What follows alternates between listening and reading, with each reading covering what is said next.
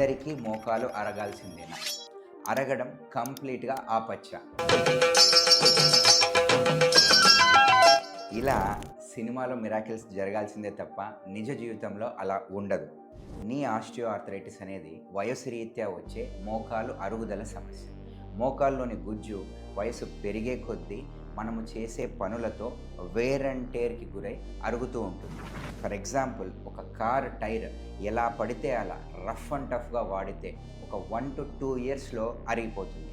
అదే car tyre జాగ్రత్తగా service చేస్తూ మెయింటైన్ చేస్తే ఒక 4 ఇయర్స్లో అరుగుతుంది. కానీ అరగడం మాత్రం తప్పనిసరి. సిమిలర్లీ మన మోకాళ్ళు కూడా. కానీ ఈ అరుగుదల కొంతమందిలో 30, కొంతమందిలో 50, కొంతమందిలో 70కి వస్తుంది.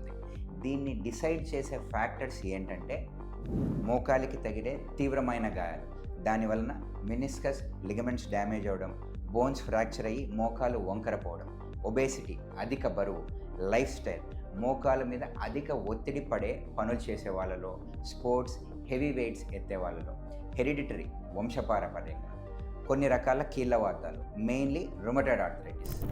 ఈ ఫ్యాక్టర్స్ ఉన్న వాళ్ళలో అరుగుదల ముందే వస్తుంది, లేని వాళ్ళలో ఆలస్యంగా వస్తుంది. కానీ అందరికీ అరగడం తప్పనిసరి. మోకాలు అరుగుదలను కంప్లీట్గా ఆపలేము. జాగ్రత్తలతో పోస్ట్పోన్ మాత్రమే చేయగలం. ఈ వీడియోని సేవ్ చేసుకోండి, మీ అమ్మానాన్నలతో షేర్ చేయండి.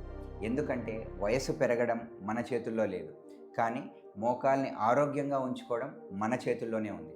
ఎలా ఉంచుకోవాలో రాబోయే రీల్స్లో తెలుసుకుందాం.